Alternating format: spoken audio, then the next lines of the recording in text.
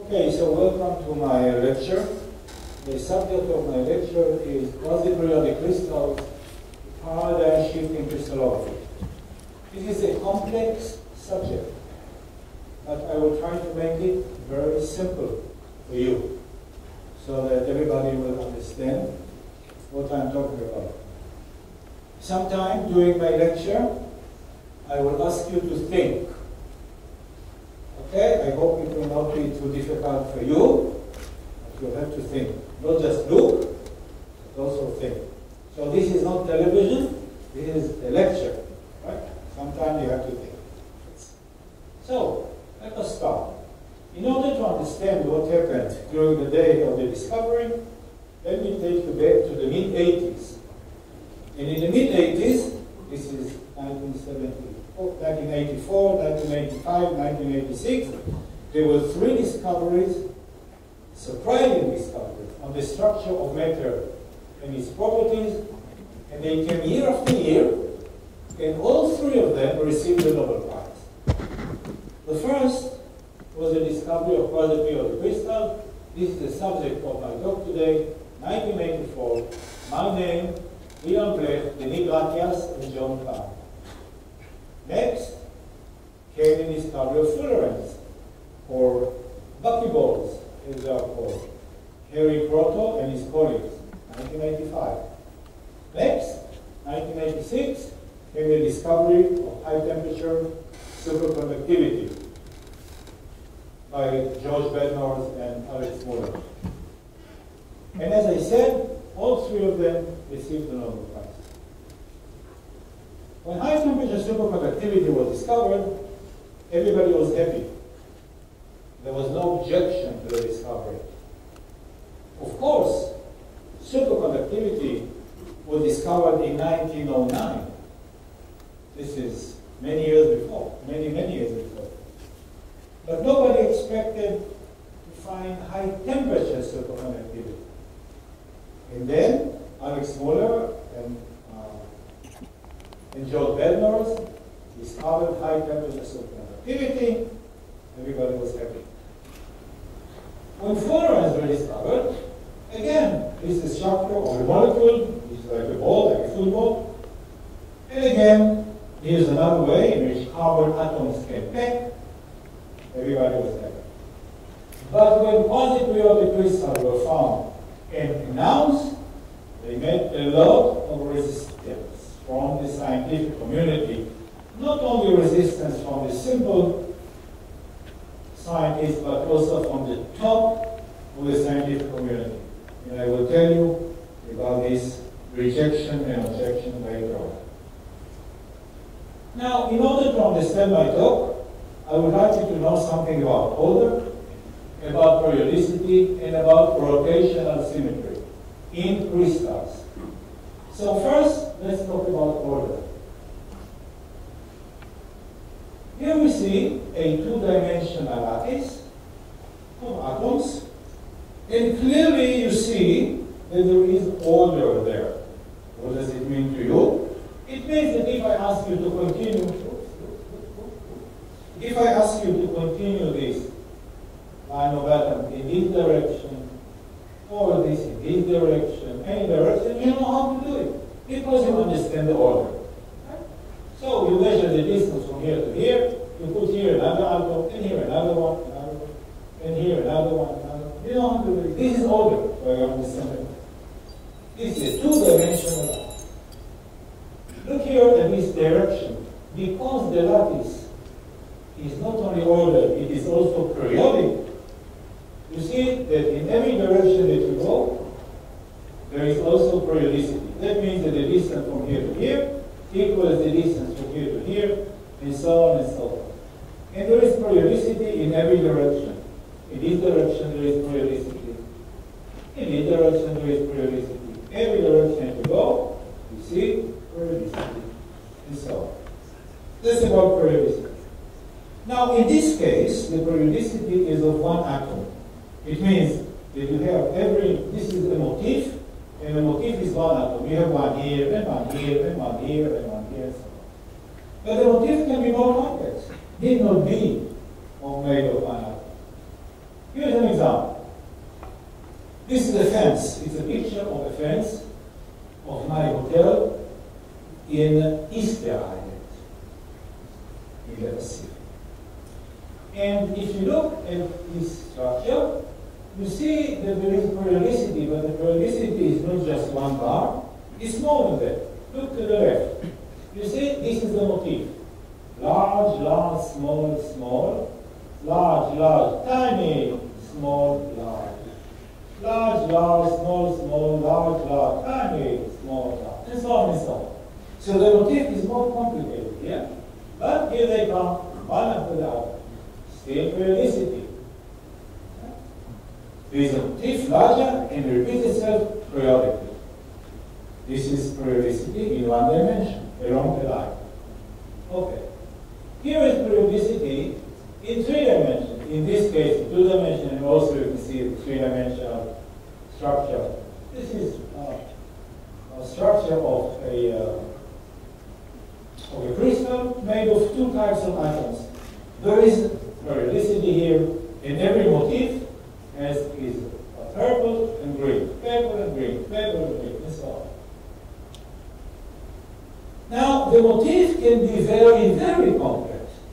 For instance, what you see here in this picture is a molecule called ribosome.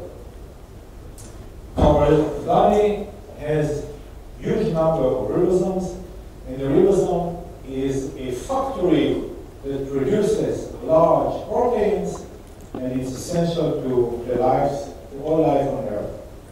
Now, this protein is very, very complex. Right? Now, this protein is very complex. I wanted to rotate it, but I can't do it now. And in order to study the structure of this molecule, you have to build crystals from this molecule.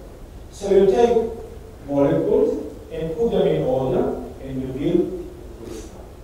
This is very difficult to do. But once you have a crystal, you can use a synchrotron, X-ray radiation, to study the position of each and every atom. There are thousands of atoms here. This project to decipher the structure of the ribosome gave a Nobel Prize to Ada Yonat and 2 more researchers. Ada Yonat is also from Israel. She and her colleagues deciphered the structure of the ribosome. But in order to do that, they had to build a crystal. And building the crystal took her maybe 15 years of effort. Very, very difficult. Okay, but you can see that the crystal can have a very complex motif. Enough of that. Now, what about rotational symmetry?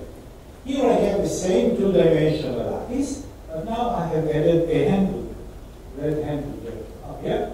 Now I can rotate it. And I rotate it at 90 degrees, it looks the same. 180 degrees, looks the same. 270 degrees, looks the same. 360 degrees, looks the same. I can do it 4 times, and every time it looks the same. This is why this structure has a 4-fold rotational symmetry. 1, 2, 3, 4, and every time it looks the same. This has a 4-fold rotational symmetry. Let us look at some more examples. Look at this card.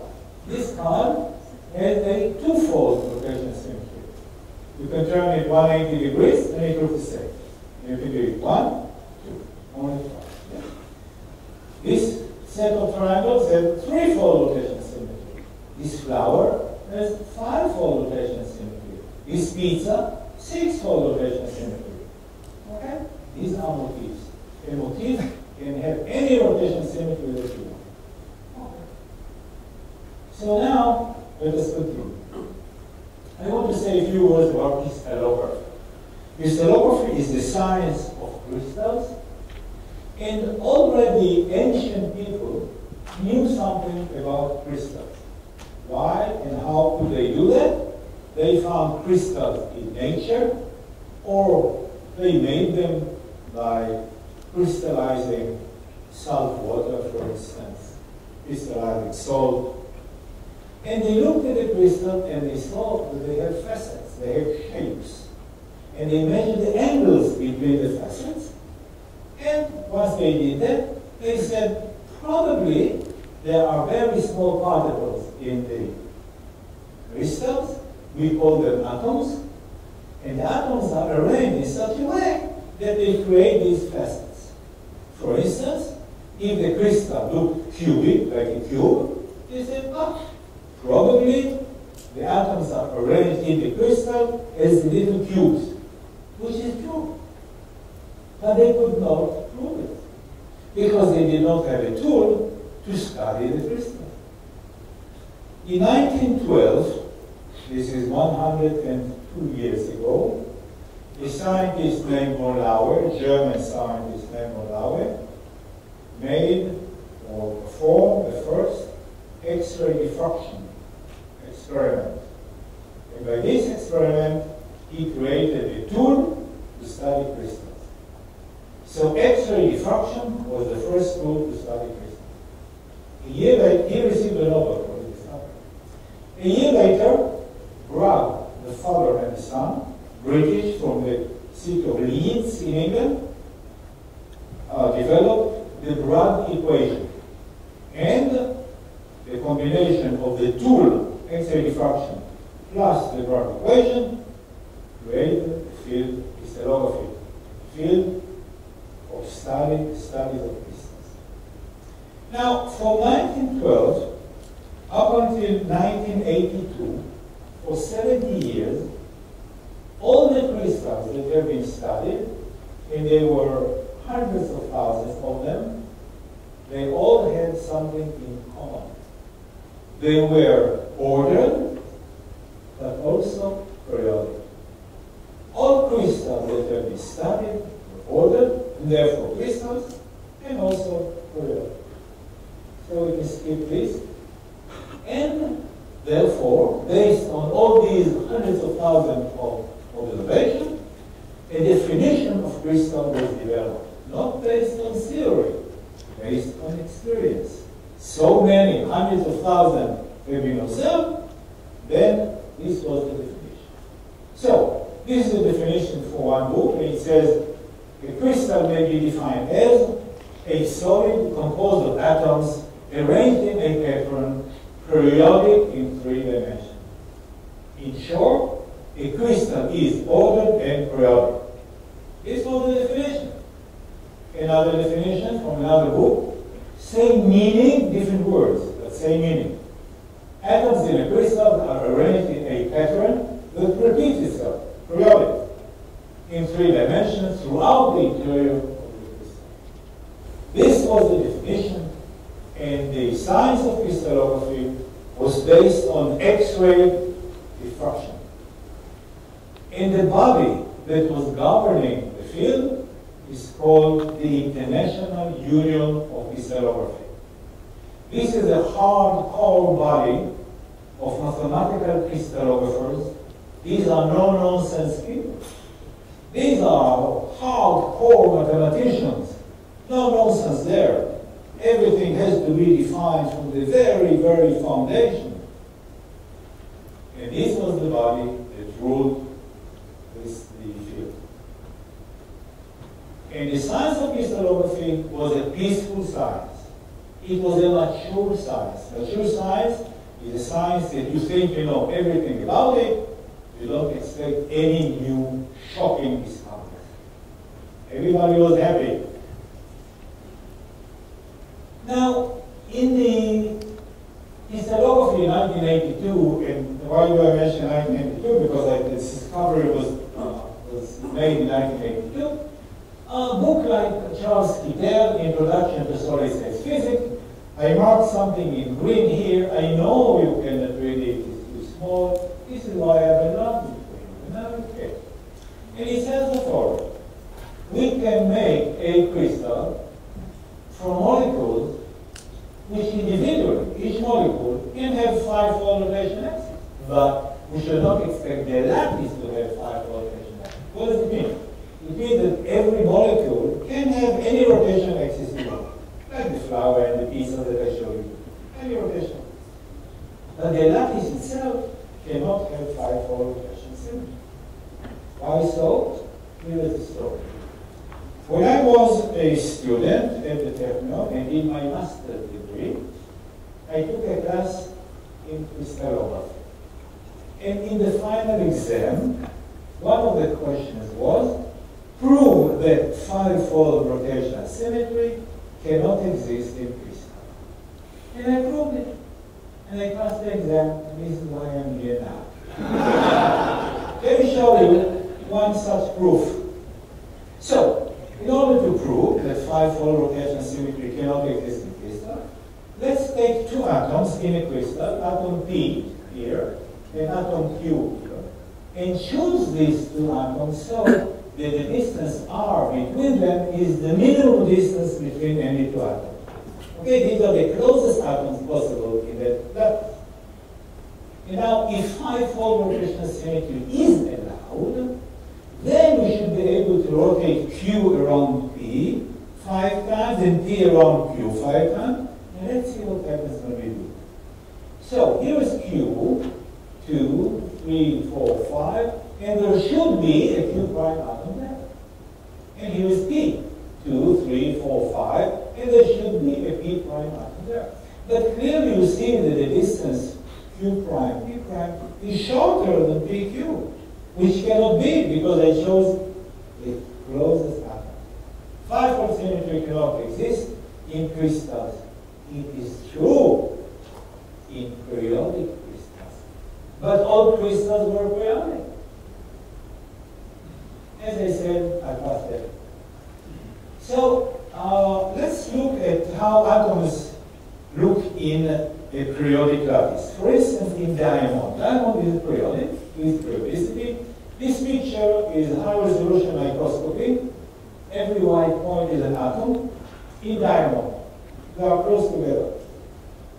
And clearly, then you see that the order of carbon atoms in diamond is periodic. The allowed rotation symmetry are 1, 2, 3, 4, and 6. 5-fold rotation symmetry, as well as any other symmetry beyond 6, is forbidden in periodic structure. If you want to see the periodicity, look at this direction. You see the periodicity. Right? You see the periodicity? Very nice. In this direction, you see the periodicity. In this direction, you see the periodicity. Any direction that you choose, you see periodicity because it is a periodic. Okay, and the rotation symmetries are 1, 2, 3, 4, and 6, no 5, nothing else. Now, let me take you to the diffraction pattern.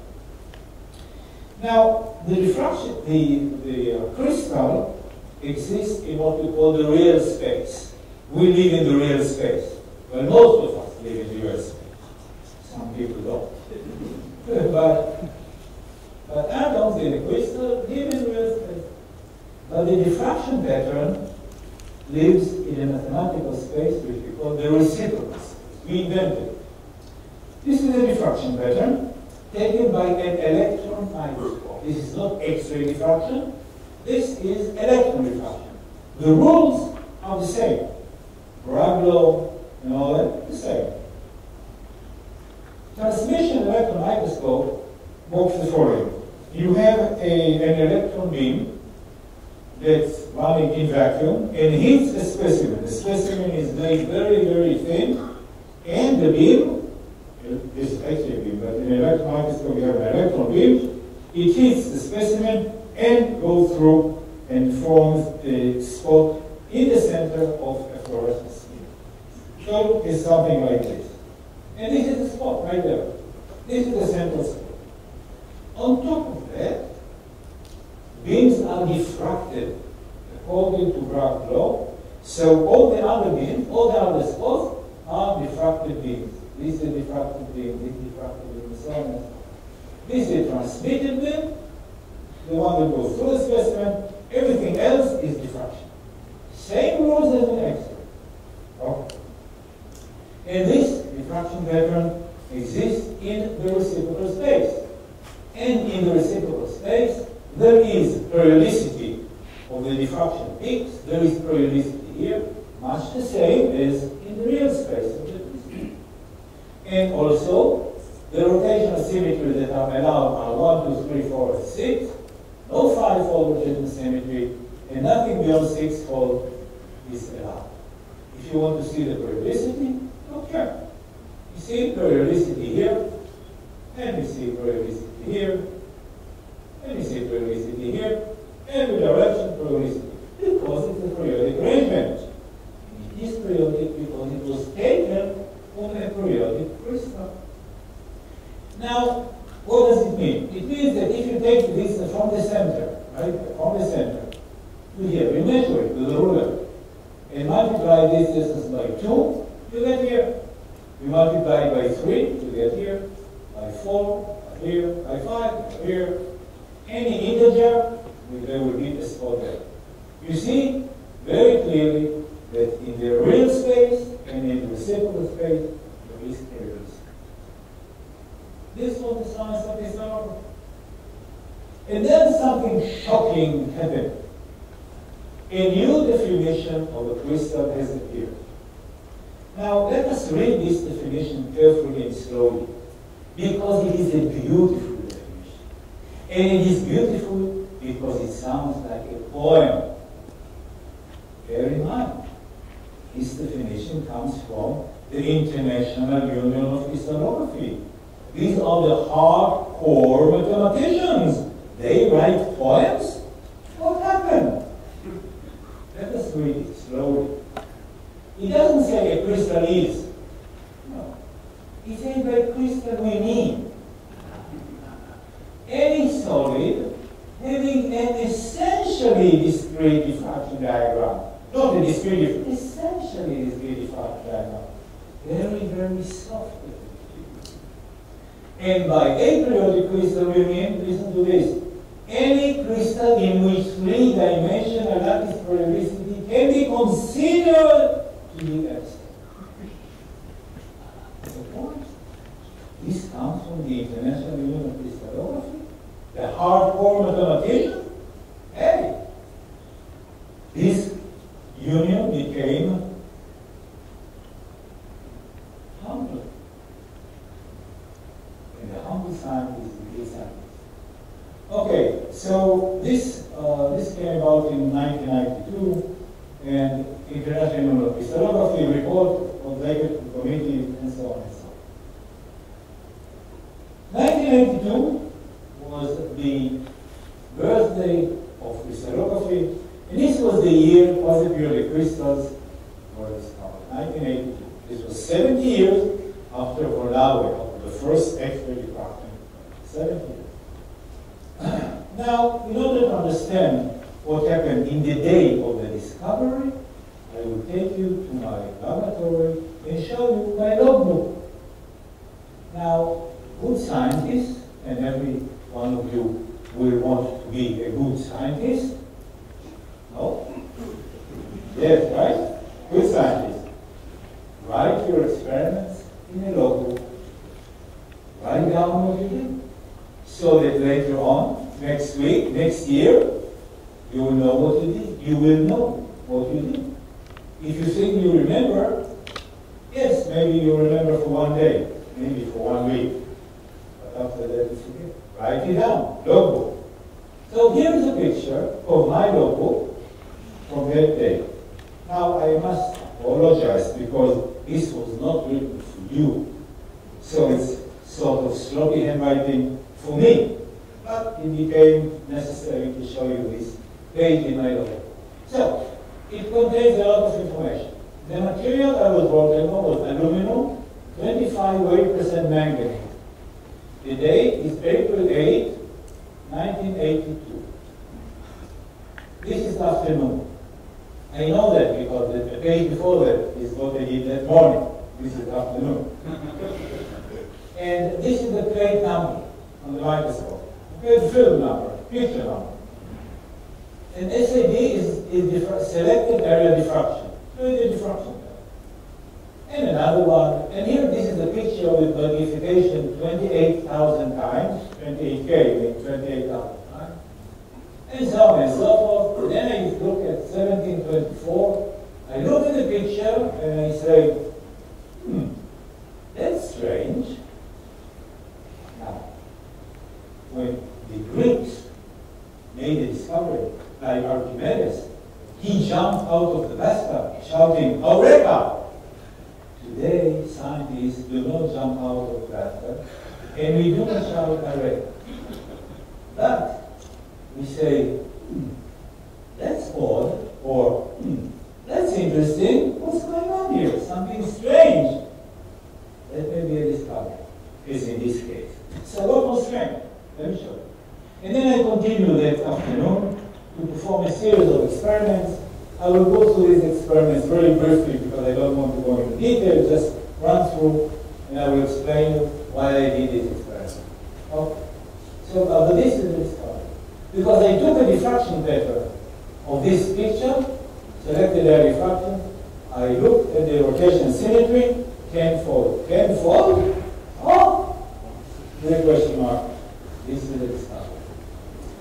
Okay. Later on, the Nobel Committee that gave me the Nobel Prize said that it is very rare that a discovery can be traced to not only to the date, almost to the hour of the discovery, because this was early afternoon of that day. Just there. Okay. So the first view. So this was picture 1724. And I look at it and I say, that's strange. So what is strange? I will explain to you. What you see here, this is a polycrystalline material. It's a material that is made of many crystals. Every steel, you look at the steel parts of your chairs, this is a polycrystalline material. Right? It has many little crystals in it. So what is strange in it? Look here. This is a crystal, right here. I marked it in the center. See? This is one crystal. Here's another one. This is the magnification. This is half a micron.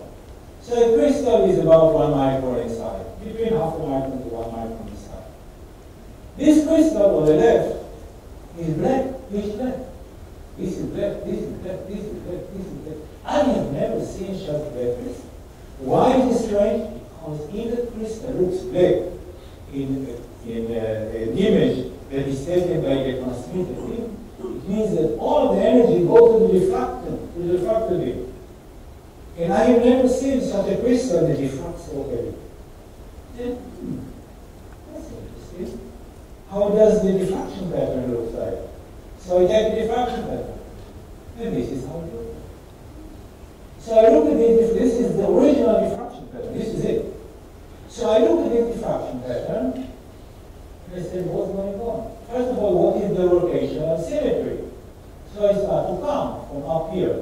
1, 2, 3, 4, 5, 6, 7, 8, 9, 10. No, cannot be. 1, 2, 3, 4, 7, 8, 9, 10. And I write in my notebook 10-fold. That cannot be. On top of that, there is no periodicity. Look here. Take, for instance, this line, the red line. You take the distance from here to this point, and you multiply the distance by 2 to get here. And there is nothing there. No periodicity. So what we have here is that if you take this distance from here to the center, you divide by the distance from here to the center, you get this number, which is called Fibonacci number, which is an irrational number, 1 plus root 5 divided by 2. And Fibonacci is a person that everybody should know about. Later on, I will tell you about Mr. Fibonacci. Okay? Because this is the foundation of knowledge every young man and woman should know about. So no periodicity and tenfold rotation symmetry. Turns out later on that it is really 5-fold, not 10-fold. But I do not know from this picture. I had to perform another experiment for Kikuchi patterns, and then I could tell you that it is indeed 5. So this was the discovery. Okay. So now, you see, this is the picture right here on the right-hand corner. This is 5-fold rotation, 10-fold rotation symmetry. What you can do in microscope, let's say that this is a specimen in the microscope, and this is an electron beam. You can rotate the specimen, you can tilt it. And you can get diffraction like this, and like this, and like this, and like this, and like this, in different orientations. So this is the set of diffraction patterns. Right here. No, okay, right here. So it was 5-fold, and 2-fold, and 5-fold again, and 5, 3, 2, 3 here. And this combination of diffraction pattern is an icosahedral symmetry. I will tell you what an icosahedral symmetry is in a minute. You'll understand everything. Everything. When you get out of here, you will be so wise. Your mind will explode. Oh. Okay.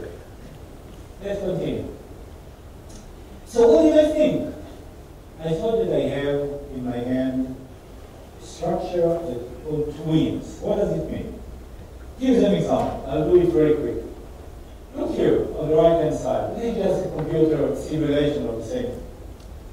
This is a picture taken by an electron microscope. Each white spot is an atom. Can you see that? This is a crystal. This is another crystal. 3, 4, 5 crystals. There are boundaries between them. But the boundaries, forget about the sigma notation. It's not interesting right now. These boundaries are special boundaries. You see, look at this crystal and look at this crystal. You see this line of atoms?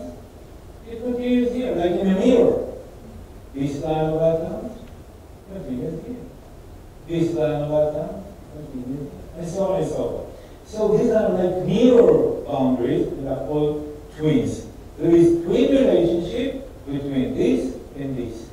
There is twin relationship between this and this. And this is called a twin boundary. Okay? This is what I thought I have. Why did I think this way? Because of the problem. If you take a diffraction pattern from here, from this crystal up there, only from there, then it is a periodic lattice. You get a nice periodic diffraction. But if you take a diffraction pattern from all of them together, then you see 5 diffraction patterns superimposed. 1, 2, 3, 4, 5, and it will have a 5-fold rotation symmetry. So this is what I have. And I said to myself, okay, find the twins and forget it, because it's not twins. I walked the whole day, all the afternoon, and I could not find the twins. There were no twins. So I knew from day one that there were no twins, but I didn't know what I have yet. That took some time. So I knew what I do not have. I do not have twins, but I didn't know what I do. Let's continue. So this is another example. We skip it. We'll go just very quickly over. These are several experiments that I performed, dark field images. I'm not going to dwell on that. It's not interesting. But at the end of the day, I knew, let's skip this also. At the end of the day, I knew that I have no twins. This was done, this work was done at NBS, National Bureau of Standards, in the United States, in Maryland, where I spent 2 years of sabbatical. And several months after my arrival, I made it happen. The reaction of the people, I will tell you, and it was not easy. Okay, 1983, 2 years after my arrival, I went back to the Technion, and in the Technion, I met the first person who was willing to work with me. And the name of this person is Ilan Blech, at the time a professor at the Technion. And Ilan Blech made a very, very important contribution because he developed a model that would explain how such crystals could have formed. I brought the experimental side, he brought the theory, he performed an experiment on the computer and showed that if you take a diffraction pattern from his model, the diffraction pattern will look exactly like mine. So we sent a paper for publication, and this was in the summer of 1984. We sent this paper to a journal called the Journal of Applied Physics. The names are Shechtman and Blech. And we sent, those days, we sent papers. We could not type. we had secretaries that typed for us. And so I wrote it by hand. I wrote the paper by hand, gave it to the secretary. She typed it. If there were mistakes, she typed it again. If there were still mistakes, she typed it again. Everything has to be done from scratch, from the beginning. Right? And then finally it was okay. I put the paper in an envelope, put a stamp on it, wrote neatly the address, and sent it in the mail to Journal of Practice. 2 weeks later, I received a paper, an envelope, and a letter from the editor saying that, dear Dr. Shechtman, thank you so much for your contribution. The board, the editorial board, decided not to send it for review because we realized that it will not be interesting for the community of physicists. Why don't we send it to a metallurgical journal? Okay. So I put it in another envelope, stamp, handwritten address, and send it to another journal called Metallurgical Transactions. This is a metallurgical journal, one of the good ones, Metallurgical Transactions. They accepted it and they published it. But they published it half a year later. It's slow publication. Took them, I sent it in November, they published it in June of 1985. Meantime, still in 1984, I came back to NBS. I was there every summer. And I showed the paper to my host, John Kahn, and asked him, why do you think it was rejected? What's wrong with my paper? He looked at it and read it, and we had some arguments, and finally, he said, oh, Danny, we have something fantastic here, let's do something completely different. Publish a different paper, short paper, just your observation without the rheometer, send it to a fast publication, PRL, physical review letters. We did that, and we added also the Denis Gartias. Denis Gartias, this is second. Denis Gartias was from France, John Kahn was from the United States, Ilan was from Israel, I was from Israel, and we sent a short publication to the physical review letter. They accepted it and published it in a few weeks. In November 12, 1984, this paper was published. Now, this paper was the second one written, but it was published first. With this paper, here, hell broke loose. That means a lot of promotions all over the world. I started to get emails and telephone numbers from different laboratories around the world. Danny, we have it, this is fantastic. People repeated my experiments and received the same results, and very quickly, a large community of scientists rose. These were avant-garde, young, bold scientists. We created a community, fast-growing community of scientists. They took my discovery and made it into a science. And that science grew like that, very, very quickly. These were fantastic days. The end of 1980. Okay. So now back to basics. What is icosahedral symmetry? Let me show you first what is an icosahedron. This is an icosahedron. It is a platonic body, and this particular one is a picture of a wooden icosahedron that was made for me by a friend. And it has, if you look here, it has 6 5-fold axes. What is the 5-fold axis? If you put your eye here and look to the center, you see that it has 5-fold rotational symmetry. Another one here, 5-fold rotational symmetry. Another one here.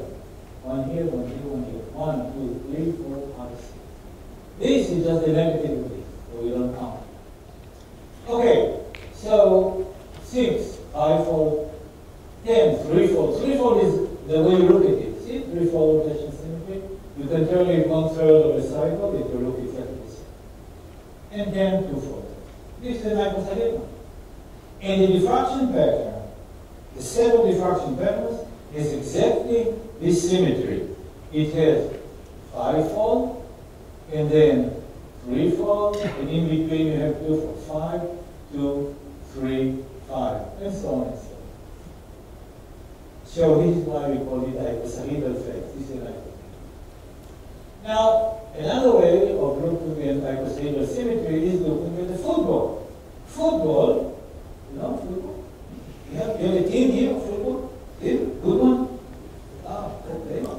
So, I bet you that your football players do not know that they play with icosahedral symmetry. They can be good, but they don't know about icosahedral symmetry. Well, anyway, so you see the 5-fold here, 5-fold. If you look this way, you see the 2-fold. If you look this way, you see the 3-fold. Beautiful icosahedral symmetry. Okay, enough of that. Now, in order up to now explain to you what is icosahedral symmetry. But what is quasi-periodicity? We need to know something about quasi-periodicity too, right? Let's talk about Mr. Fibonacci of Pisa. Leonardo Fibonacci of Pisa. Here is the man. He lived in the 12th and the 13th century in Pisa. Pisa is a city in Italy, and it has the famous inclined tower of Pisa. In fact, all towers in Pisa are inclined, but one is famous. And this is the picture, the drawing of him. And this is a picture, that's a picture of a statue that is erected by the city of Pisa in his memory in a graveyard near the inclined tower of Pisa. So this is Mr. Fibonacci. So what's special about Mr. Fibonacci of Pisa? Okay. Mr. Fibonacci of Pisa was the greatest mathematician in his time. Probably 500 years later, he was still the greatest. Hundreds of years later, he was still the greatest. And in order to know what his contribution to quasi-periodicity, I will show you what is quasi-periodicity. And in order to do that, you have to know something about Fibonacci rabbits. Okay, so these are Fibonacci rabbits. What is special about Fibonacci rabbits? Let me show you. Let's say that in the first month we have a female rabbit. First month, female rabbit. She has a husband or a boyfriend. He comes to visit her, and now she's pregnant. And in the second month, she gives birth to a little one. In the third month, this happens again. And she gives birth to another little one. This little one matures before it can reproduce, and this one can reproduce. The little one. Next year, this one gives birth to a little one. This little one matures. This mother gives birth to a little one. This mother gives birth to a little one. And this one matures. These are the rules. So once you understand the rules, you can continue this forever. You can continue this forever. Right? It means that it is order. Right? You know the order, you understand the order, you can continue this forever. For instance, in the next month, after this mother will give birth to a little one, this one will mature, this mother will give birth to a little one, this mother will give birth to a little one, this one will mature, this, and so on and so on. So you understand the order. Now, the numbers on the left are just the number of rabbits in each month. So it's 1, 2, 3, 5, 8, 13, 21. These are called the Fibonacci series, or the Fibonacci numbers. What is special about these numbers? The following is special. 1 plus 2 is 3. 2 plus 3, 5. 3 plus 5, 8. 5 plus 8, 13. 8 plus 13, 21. 13 plus 21, 34. 21 plus 34, 55. And this will continue. This is the Fibonacci series of numbers. Up to now, I did not say anything about quasi-periodicity. Now I will. So look here. We have here large, small. Large, large, small. Large, small. Large, large, small. large, large, small, large, small, large, large, small. There is no motif of any size which repeats itself periodically. There is order, but no periodicity. This is quasi-periodic arrangement in one dimension, along a line. Quasi-periodicity in one dimension. And this is thanks to Mr. Fibonacci of Pisa. This equation here, don't faint, it's very simple. This equation here means that the number of rabbits in the nth month equal the sum of the number of rabbits in the 2 previous months. It means that 3 plus 5 is 8. That's what it means. This means something else. If you go to infinity, if n goes to infinity, you will continue this to infinity. Then, if you take the number of rabbits in the last month, like here, and divide by the number of rabbits in the previous month, like this divided by this, but in infinity will give you this number, 1 plus 2, 5 divided by 2, which is an irrational number. Irrational number. 1 plus 6, 1, 8, 0, 34, and endless number of digits. This is the known also, this is Fibonacci number, known also as the golden mean. Some people claim that it has aesthetic values. They say that it's a very special ratio. Okay. I believe people who say that they know what to say.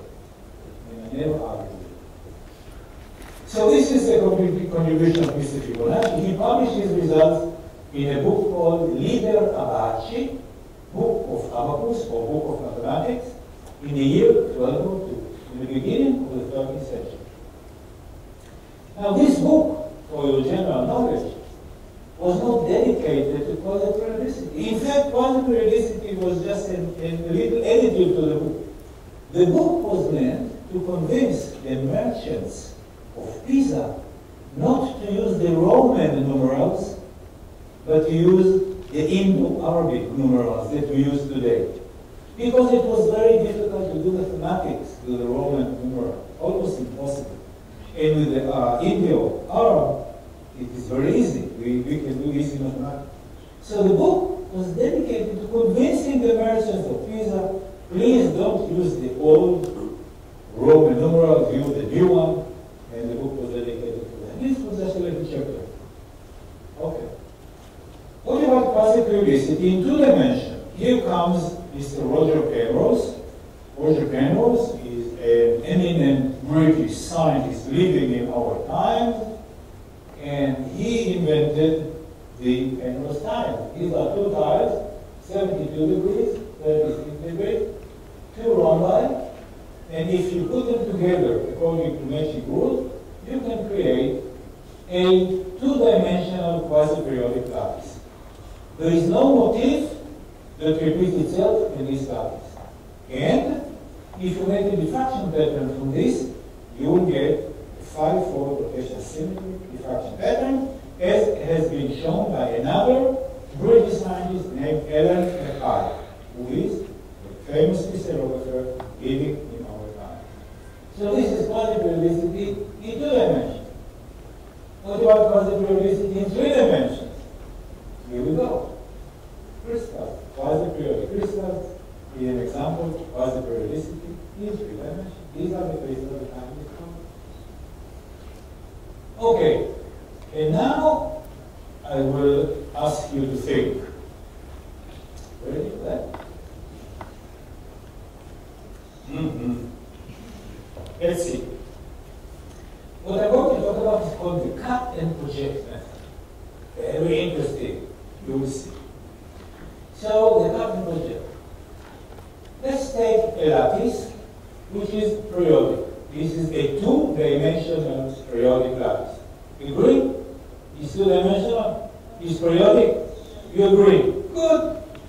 Let's say that in each intersection, like here, there is a point, a mathematical point. Mathematical point means a point with no dimensions. This is a mathematical point. In each intersection, here is one, here is one, here is one. In everywhere, here is one, here is one. Now, this is the 2-dimensional lattice. Now we make a cut. What is the cut? It's just We started with a point here, and a point here, and we created this strip. But we created this strip and we sent it into a direction alpha, such that the tangent of alpha is an irrational number.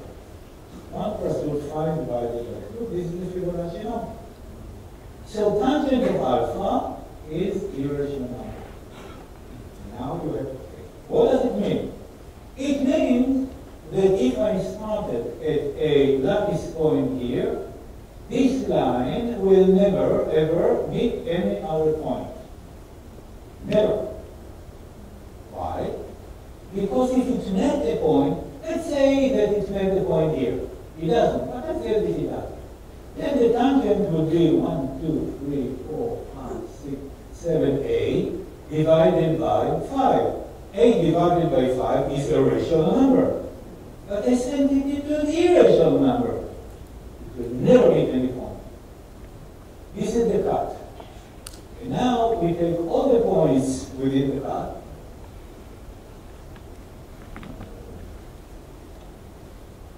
Yes. We take all the points within the cut. You see, we chose all the points that are within the cut, and I project them onto the line. Right? And let's see what happens. I create the distances, large distance, small distance, large, small, large, small, large, small. I have created the Fibonacci series, which is a quasi-periodic array. So what did I do? I took a periodic lattice of higher dimension. How high? 2 dimensions. And made a cut and projected the points inside onto a lower dimension space, 1 dimension space, and from periodic lattice I created a quasi-periodic lattice. Okay? Great. Some people say yes, and I'm happy about that. Thank you. Now, let's see. I repeat this experiment. This is what I did. Alpha, tangent of alpha was Fibonacci number. We got a quasi-periodic array. Now I bring in red lines. Whoops! Almost like the black line, but not quite. See up there? They do not match. The red line, I have chosen them in such a way that the point here, up there, you see, they do meet this point here. So the tangent is 11 divided by 7, which is a rational number. And if it is a rational number, there is periodicity. The period is very large. This is first point, second point, and somewhere there will be the third point. It's periodic with a large unit cell. Right? Okay. Now there are crystals which behave like the black lines. These are called quasi-periodic crystals. Because they are quasi-periodic arrangement. Crystals that behave like the red lines are almost quasi-periodic, but not quite. We call them approximates. They are approximately quasi-periodic. They are approximates. Okay? These are very proud crystals because they are approximately, almost quasi-periodic, but not quite. Right? Okay. This is fine. So now, approximate. And this is periodicity. Okay, enough. You don't have to think now, just listen. Now I tell you a story of the years of rejection. When I started to talk about quasi-periodic, actually I started to talk about crystal with 5-fold symmetry, 5-fold rotation symmetry. The reaction was mixed. My host, John Kahn, who later on was one of the people on the paper, first paper, that was published, second that was written. He said to me, Danny, this material is telling us something, and I challenge you to find out what it is. This was an encouragement. One side of the spectrum of reaction. Other side, they had my laboratory, different person, came to my office one day, smiling sheepishly, putting a book on my head saying, Dr. Shechtman, please read this book, and you will know that what you are saying cannot be. This was a book by X-ray diffraction. And I said, you know, doctor, I don't need to read this book. I teach at the Technion, I know this book, and I'm telling you, my material is not in the book. He took the book back, came back several days later and said, Dr. Shechtman, I cannot continue to work with you. You are a disgrace to my book, and I will ask you to leave my book. So I left. That didn't mean physically. It meant that I had to find another group that adopted a scientific orphan, and it took a couple of days, and then somebody else adopted me, and that was the end of that. It was not so traumatic, but the feeling was heavy. And many people reacted in between the encouragement of John Kahn and the total rejection of the head of the laboratory. So the reactions were very. This was during 1982 when I made a discovery, and 1984 when I wrote the publication. If you want to see how I felt during that period of time, it was something like this.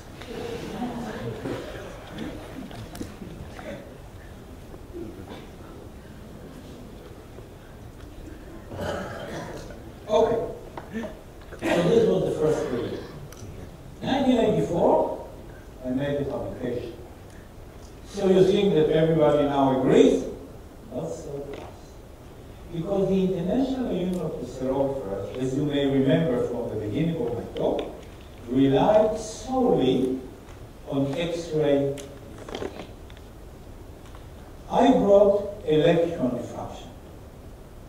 Just as good in my opinion. They said no. You bring us X-ray diffraction, then we can talk. Electron diffraction, we don't trust electron diffraction. Okay. It took us, the community, 3 years, from 1984 to 1987, to grow large enough crystals to make X-ray diffraction. Electron diffraction, any crystal is good inside, because electron diffraction has huge magnification. But for X-ray diffraction, you need a crystal like a speck of grain of sand, something you can feel between your finger. You don't even have to see it. A fraction of a millimeter is good. We did not have that. Our crystals were 1 micron in size. But in 1987, my friends, not me, grew large enough crystal for X-ray diffraction, and they sent me this picture of X-ray diffraction. Beautiful Laue pattern, 5-fold, you see, 1, 2, 3, 4, 5, 3-fold, 2-fold, beautiful. I showed these pictures in the International Union of Crystallography meeting in Perth, Australia, and when I showed this very picture, the community said, okay, Danny, now you talk. They formed a committee that redefined this. It took some years to do that, but they accepted Quasi-Periodic. This was, the new definition was a paradigm shift in crystallography. A paradigm shift. Not all crystals are periodic. This was difficult for them to accept. There are quasi-periodic crystals, and the new definition opened the field. And now we listen. So you think that, hey, wonderful, by now everybody agrees. Not so fast. Although the International Union of Crystallographers adopted and redefined crystal, there was still one person and many followers who did not agree. That person was Professor Linus Pauling. Now, Professor Linus Pauling was arguably the greatest chemist of the 20th century. I mean, he was really an eminent person. He wrote books. He taught us many things. He was a Nobel Laureate twice, one for chemistry, like me, but the other one for peace, because he was against nuclear proliferation, and he was really a great scientist. He lacked one thing. He was not modest. He thought he knew everything. He didn't. Nobody knows everything. He believed in himself too much. And he was arguing with me in person, but also in public.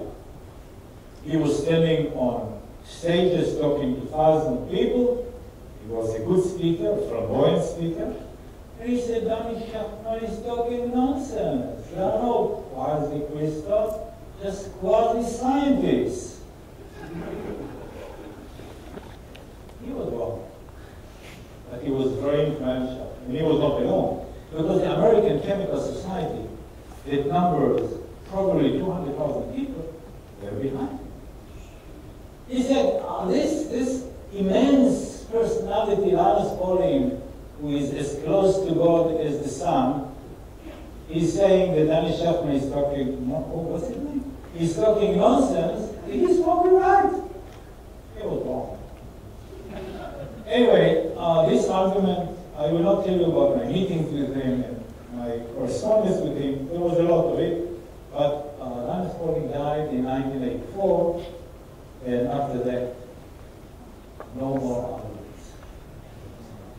Okay, I want to finish by mentioning a few seminal contributions. Seminal means very, very important contributions.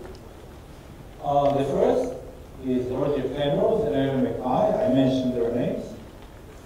Second, Ilan Blech, Emil Gattes, and John Kahn wrote papers with me.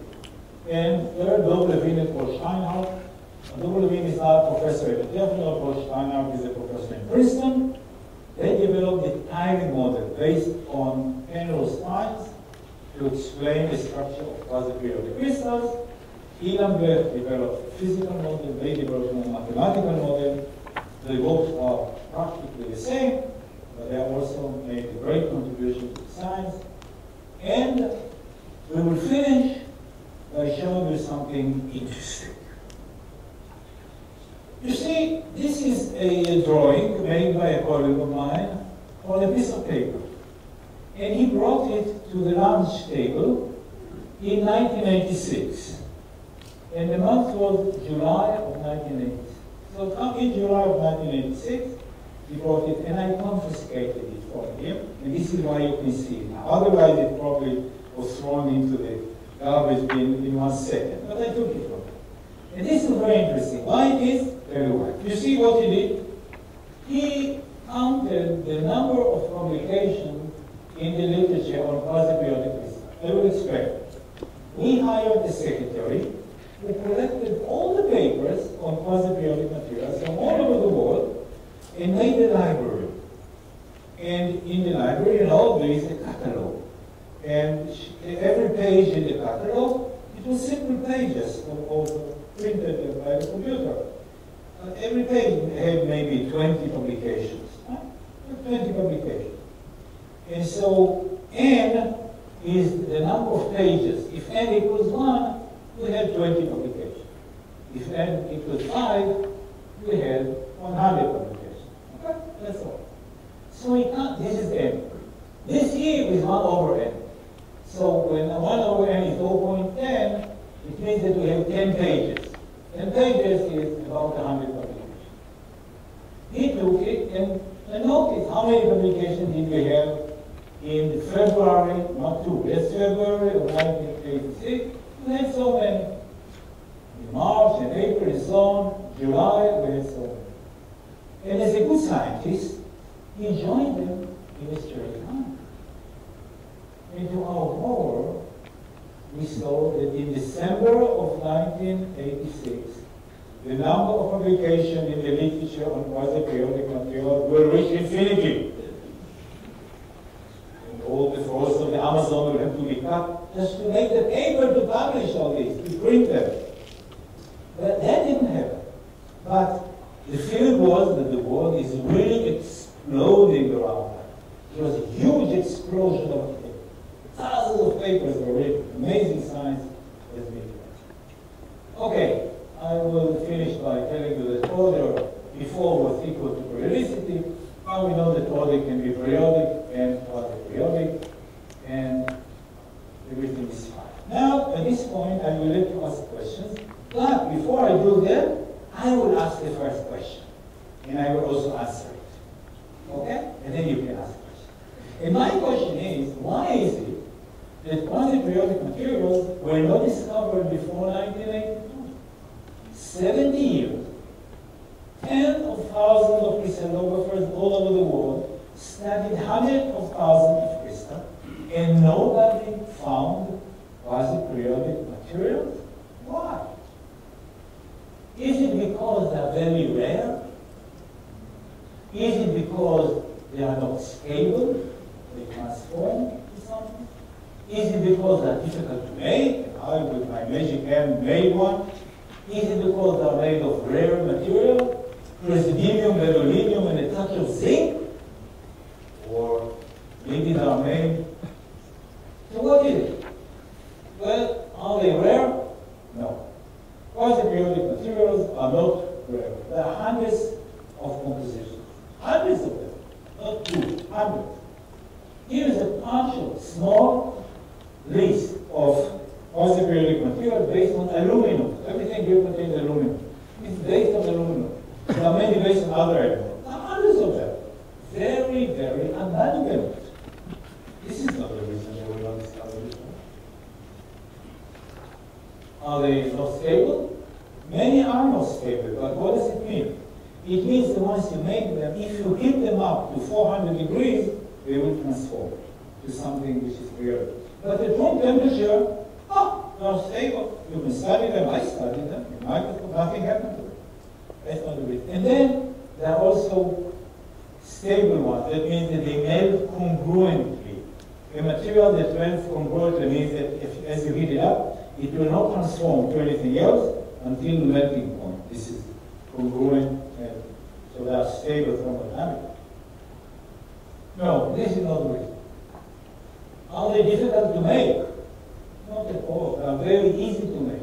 You can make them by casting, by rapid solidification, by single crystal bore, by electron deposition, by CVD, by PVD. Any method you make any other metallic element, you can make quasi-periodic crystal.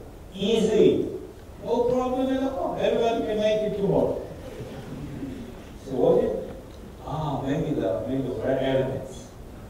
No, not at all. They are made of iron and aluminum and chromium and copper and titanium. Millions of tons of these elements are used every year around the world. Never about them. So what is it?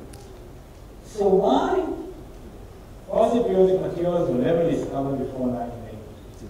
Up to now it was the question. Now the answer. My answer. Number one, quasi-periodic material had to be discovered by transmission electron microscopy. TEM. Because the crystals were very small. And in order to find it, you need a diffraction pattern from one crystal. And only a light microscope can do that. Nowadays, in synchrotrons, we have microbeams. But 1982, nothing like that. So, TM. So you may say, okay, big deal. Thousands and thousands of scientists around the world doing electron microscopy, transmission electron microscopy. By you, by Danny Shechtman. Let's continue. Number two, you have to be a professional. You see, yes, there are thousands upon thousands of students that do electron microscopy, but they do not become experts in electron microscopy. Because in order to become an expert, you have to dedicate hundreds of hours on the microscope. And you have to study the theory.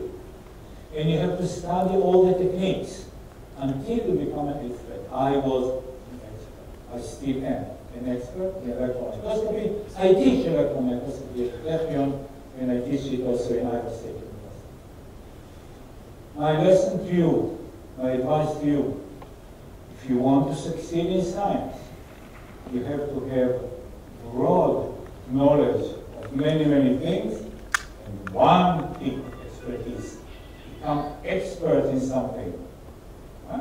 Once you become expert in something, I promise you, you'll have a good career in science. Become an expert. And you can start becoming an expert today. Okay, but that may not be enough. Let's say that you are a professional, and I know a person who is a professional electron microscopist, and he saw quasi-periodic materials before me. How do I know that? His professor told me, and he told me. I met him half a year ago for the first time. Amazing story. Tenacity. Tenacity means if you find something interesting, something different, don't let go before you realize what it is. Be like a Rottweiler dog. You bite, you don't let go. Right? In most cases, what you discovered may be an artifact. Or somebody else discovered it 30 years ago. But in some cases, just in some cases, don't let go until you find out what it is. Because you may have a great discovery in your hand, and it will carry you to a different life. Now, let me tell you about this student, the other person who saw it before me. Somebody in Europe. I knew the story, and only half a year ago I met him. And he said, I am this stupid guy, I am this stupid. So, what happened was the following. He saw it before me, and he took the pictures like I did, and he filed them. His professor told me many years ago about the incident.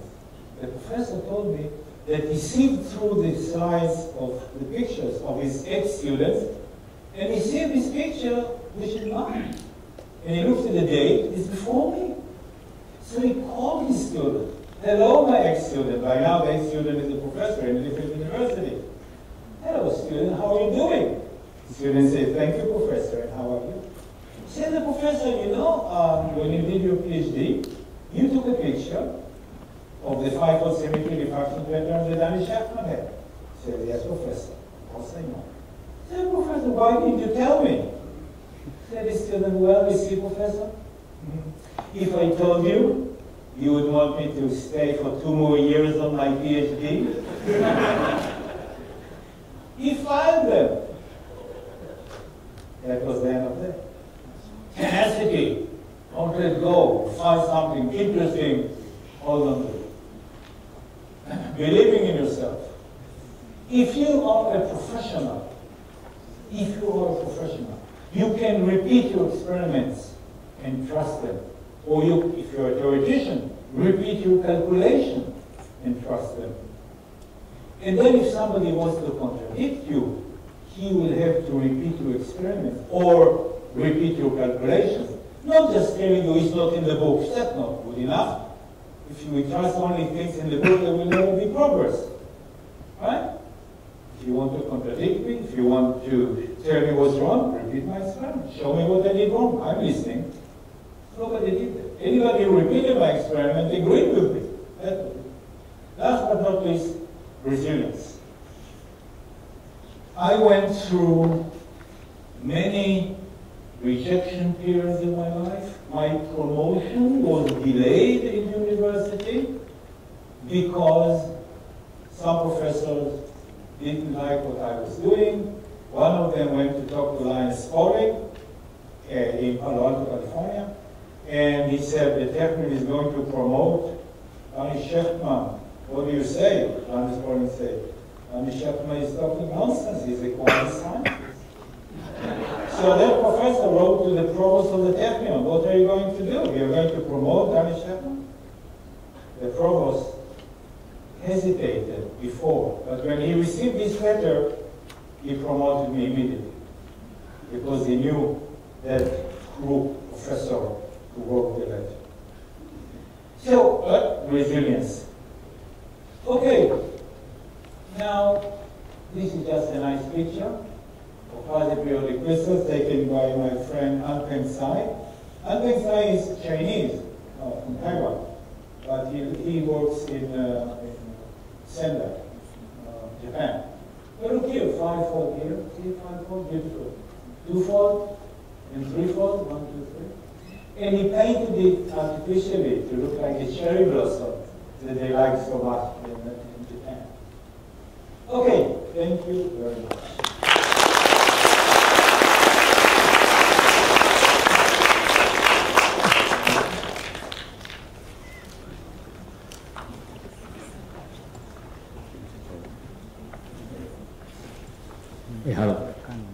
is Professor Shechtman to give us a very wonderful lecture and with a very simple language. I believe most of them can understand what he taught. So before you ask the questions, I would like to give you a very short introduction of Professor Shechtman.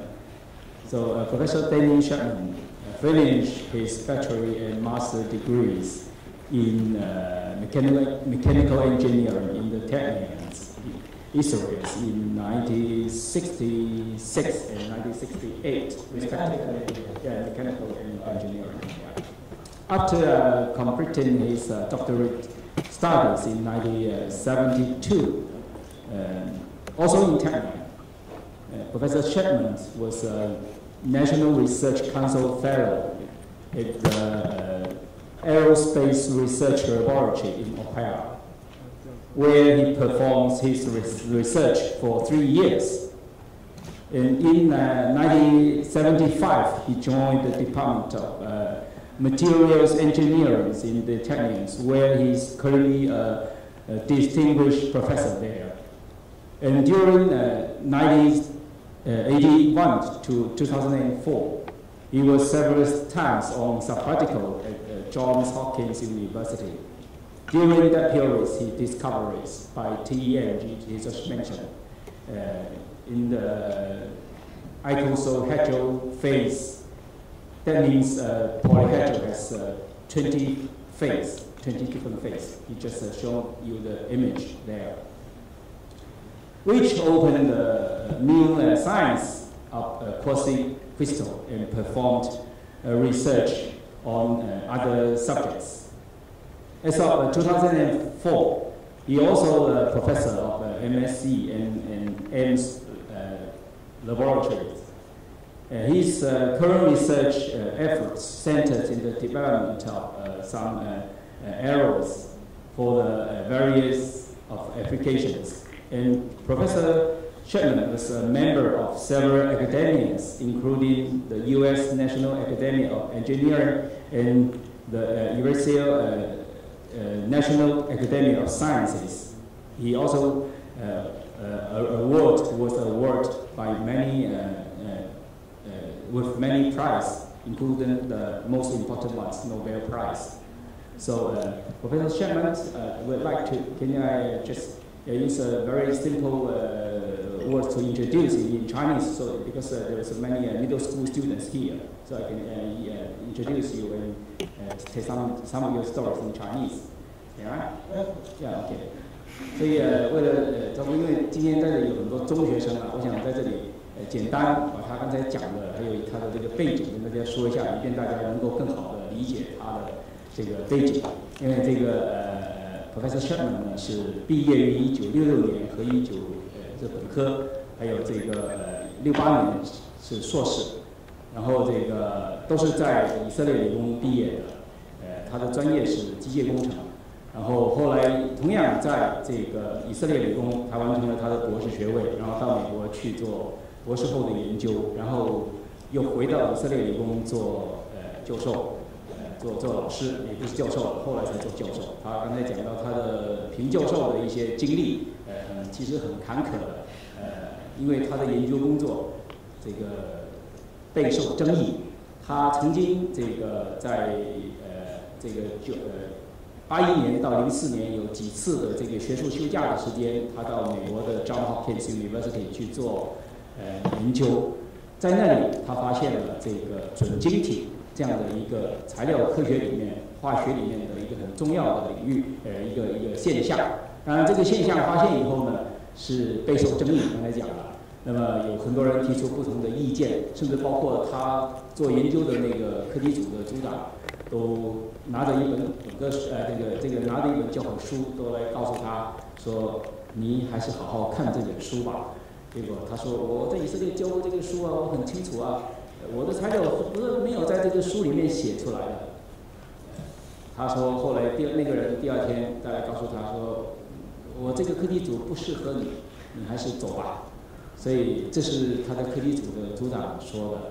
当然还有另外一个这个很伟大的科学家。叫做Linus Pauling。这个人呢，可能大家都知道，他是为数不多的获得了2次诺贝尔奖的人。他获得了化学奖，后来还获得了和平奖，拿了2个诺贝尔奖。他是一个很伟大的人物。他刚才讲，在他的背后可能有美国科学院的几百号这个大科学家都支持他的。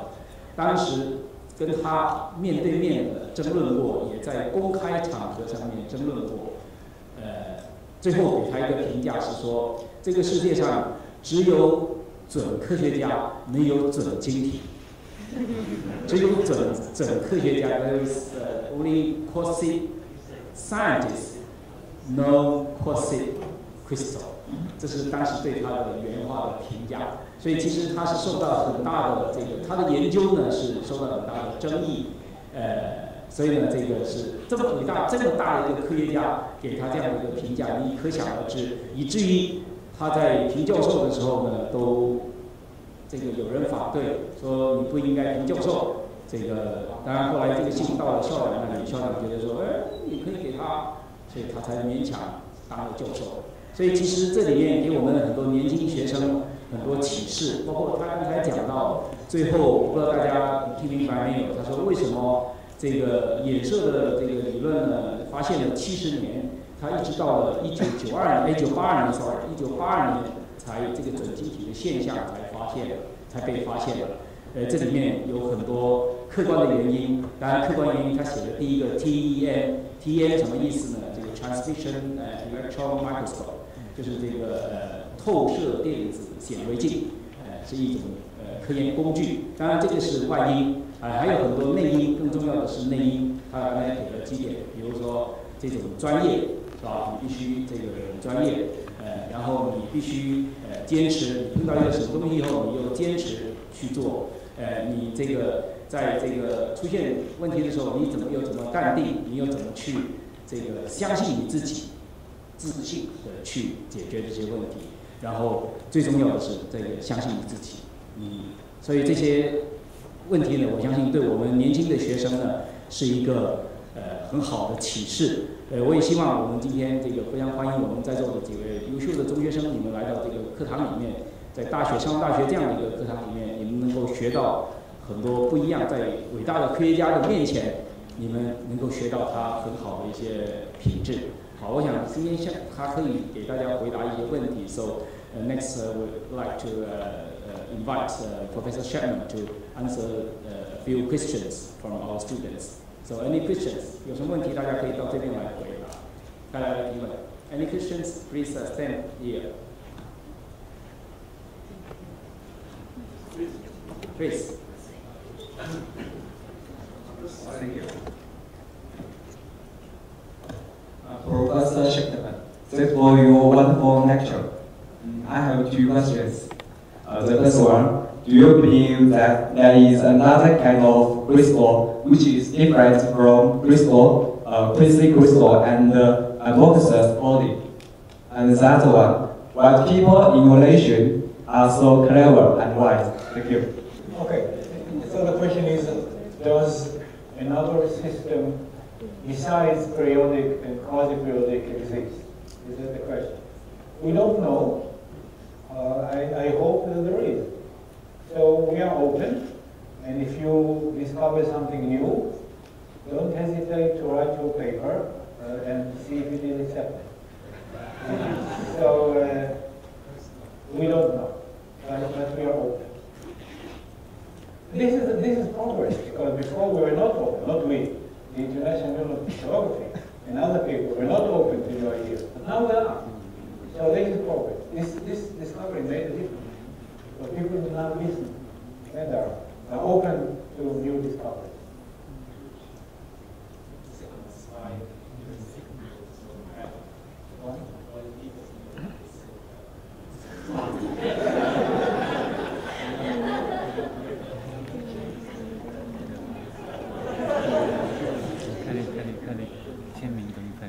I don't know.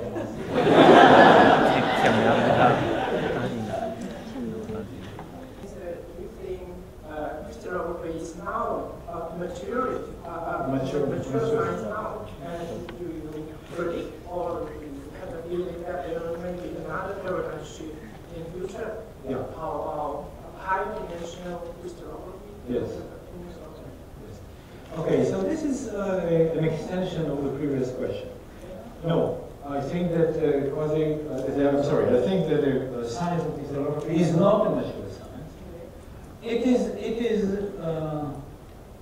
I think that it is a, how should I look for the word?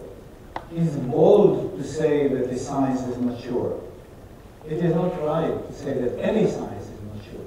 There is always something that we don't know about any science. So I think that, yes, the science is not mature. We expect new discoveries. High-dimensional crystallography is a very well-developed subject now, based on the discovery. And, you know, I showed you how to take a two-dimensional lattice and make a cut and project and receive a one-dimensional quasi-periodic lattice.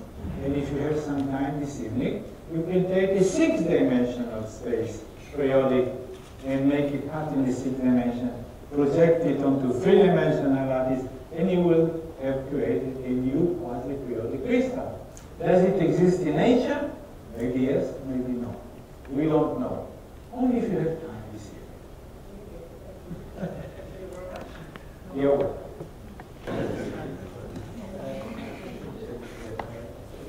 I will repeat the question. One more. Did you find this crystal intentionally or okay. Okay. So the question is, did I find it intentionally? No.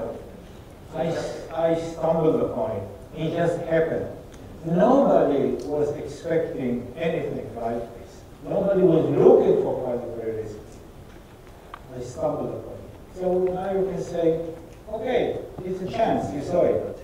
But now the question is, what do you do with it? Once you discover something interesting, the question is, what do you do? And I gave you an example of that student who found it and didn't do anything with it. So, tenacity. Find something, it's a different, complex. Next question. Yeah, the next question will probably actually discovered in 1982. 1984.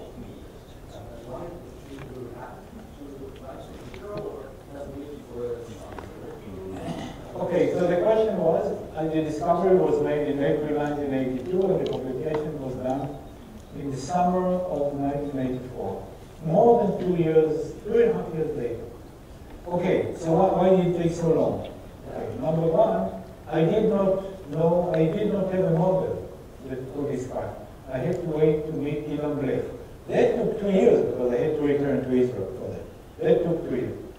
And then we wrote the paper and it was rejected. Okay, so that took some more time. And only then we sent a paper that was published. The question is, this is the practice. So practice is so criteria for the keys. Why did you publish? This is practice. Without simulation. Right, you're absolutely right. But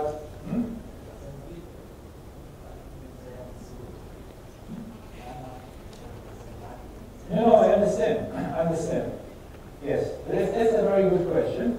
But I wanted a full explanation. Okay? This is why the first paper we wrote with the model and everything else. And only then, John Kahn said, oh, forget about it. Just publish what you discovered in the first day. And only then we did it. Anyway, the wait was well worth it. I had to wait longer for the Nobel Prize. Yeah, well. Other questions? Please come to me. Yes, please come.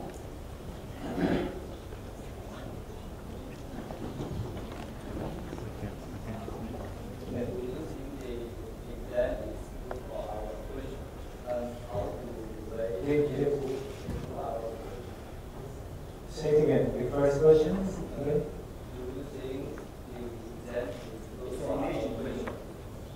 The exam? Examination. Yes. Examination. Yes. Actually, we know the students always need to take examination. So this question is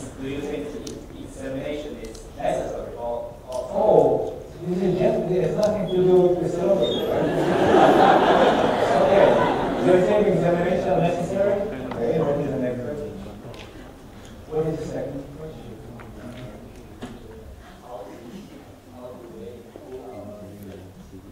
Improve the character. Creation. Called creativity. Creativity. Okay, sit down, I'll tell you.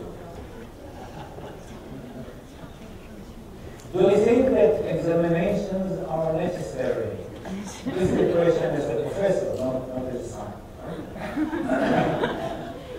I can tell you that in the class that I gave in technological entrepreneurship, there is no exam, no examination. All I want from the students are to be exposed to the speakers, and therefore they write a report during the lecture, and they give me the report. That's all. No exam. But in the modern world, and for many years, we need to know whether you understood the material. We also want, we professors, also in high school and primary school, we want to make sure that you really study the material. This is why we examine you.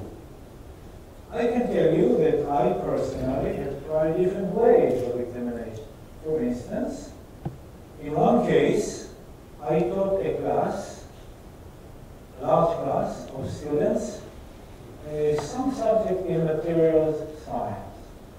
And parallel to me, there was another professor that taught the student exactly the same material. So the class was divided into two. He gave an exam at the end of the semester. I gave an exam every week. Every week. Just what we learned in the last week. And the students could choose whether they come to me or whether they come to him. In the beginning, we divided 50-50%.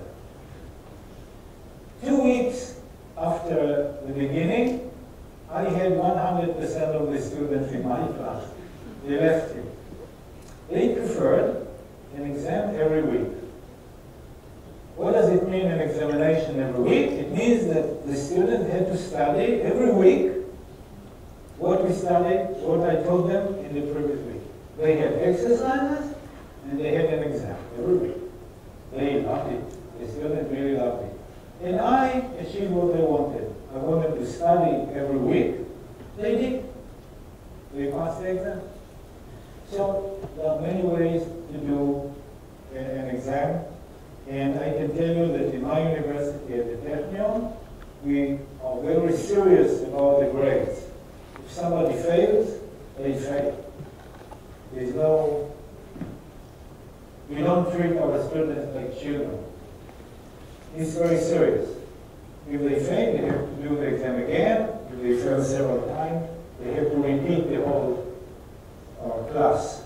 When I was a student, if you failed a few exams, you had to repeat the whole year, starting from the beginning. Not just one subject, but two subjects.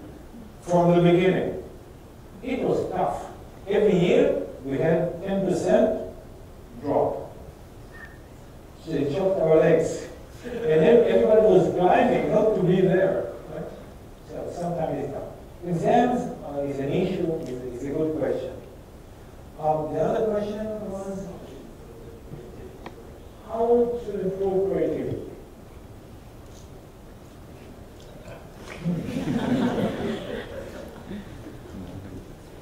But let's put it this way. I believe that if you pay attention to the fact that you want to be creative, you start thinking about creative ways of solving problems, you make an advance. The most difficult thing is to think about the problem, not about the solution. Think about the problem. And I promise you that every problem has a solution. So creativity starts with a definition of the problem. For instance, if you want to open sometime in the future, you want to open a startup company, then the first thing you have to do is to think about the problem. What do people need that I can serve? Once you discover what people need, you will find a solution. So creativity starts with asking the right questions. I think that's all I can say about it.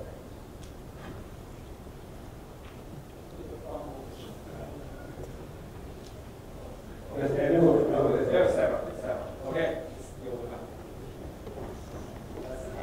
So we can see there's many fascinating characteristics of the crystals.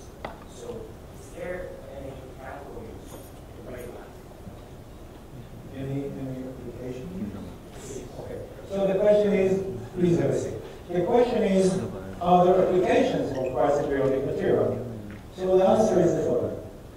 If you want applications, you have to look at the properties. So what are the properties of quasi-periodic material? Number one, there are hundreds of them. And people studied many properties of hundreds of them. So there were thousands of papers published, and many companies studied without publishing it, studied properties of quasi-periodic materials. Quasi-periodic materials have interesting properties and therefore applications. Some of them can serve as catalysts in the chemical industry.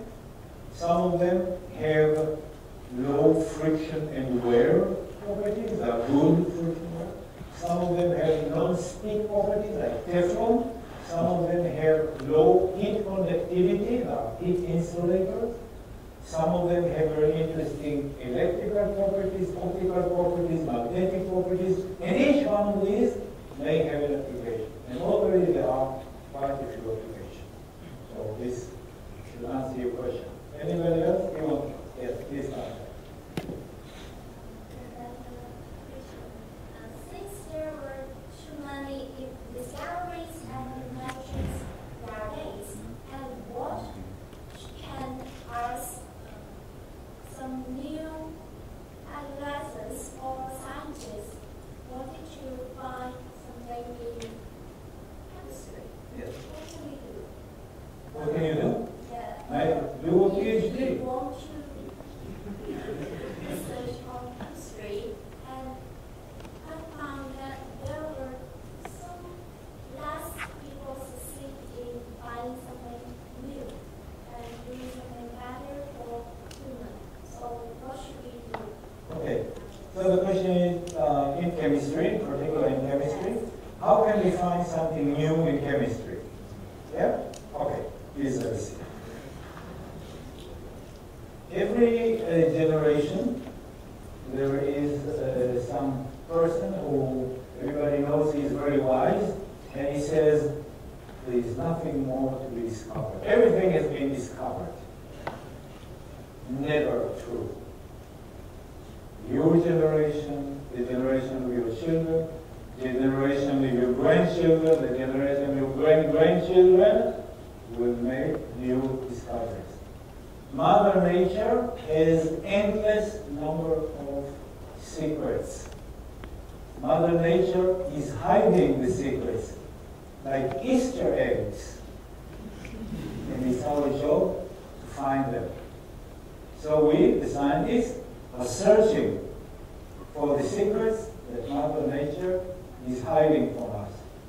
And whenever we discover something new, Mother Nature is smiling at us. Okay? Very good, Mother Nature said, but there are many more secrets. I can tell you more. Mankind will never know everything. Never. Let me give you an example. In the past, people thought that the Earth is the center of the universe. Then we learned that we are not the center of the universe. We are just one planet around the sun, and we have one moon around us. Right? Then people thought, okay, the star that we see is one galaxy. This is it. No. Some of what we think are stars are the galaxies. There are billions of stars in our Milky Way galaxy, and there are billions of galaxies. This is the universe. Is there only one universe? I don't think so. I think that there is an endless number of universes. We just don't know, and we will never know, because we do not get any signals from these universes. Too far. We will never know whether there are more universes. We can think, we can calculate, we will never know. So mankind will never know everything. We don't need to know everything. There's always curiosity and new discoveries. So about the question in chemistry, hey, there's always something new to be discovered in chemistry. You know, let me give you an example. It was believed in the past that mankind will starve to death because there will not be enough food. Because there were not enough fertilizers. There was not enough fixed nitrogen. People did not know how to fix nitrogen. You know, plants cannot use the nitrogen in the air. It has the molecule N2 has to be separated into atoms attached to nitrites or something. This is food for plants. Plants cannot use the nitrogen from air. But how do you turn air nitrogen into fixed nitrogen? People didn't know how to do it. So they were using manures and guano. Guano is manure of bears from Chile. And there was an end to that. And then the German scientists, the Jewish German scientists, Fritz Haber, discovered a way to produce fixed nitrogen from air. And he and another person named Bush created the Haber-Bush process, and now we can produce plenty of nitrites to put in the field and grow everything. This was a major problem in the last century. Major problem. It has been solved. Once they define the problem, it has been solved. I think that the first thing on the way to discovery is define it or find a problem. You will find a solution.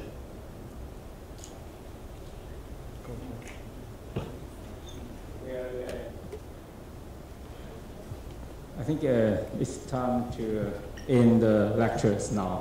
So would you please join me to thank Professor Shechtman's very wonderful lectures. Thank you very much.